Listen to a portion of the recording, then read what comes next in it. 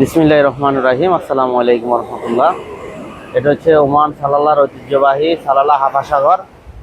তো আজকে ঈদের প্রথম দিন উপলক্ষে আমাদের হাজার হাজার প্রবাসী ভাই আসছে এই হাফা সাগর দেখার জন্য। দেখেন সাগর মনে হয় যেন আল্লাহ পাকের একটা নিদর্শন কুদরতের। দেখেন আর একদল কিছু প্রবাসী এখানে গোসল করতেছে, যেহেতু এখানে গোসল করা নিষিদ্ধ, এরপর এরা নামে গোসল করতেছে। এখন প্রায় সন্ধ্যার টাইম হয়ে গেছে, আস্তে আস্তে জোয়ারের মাত্রা বাড়তেছে।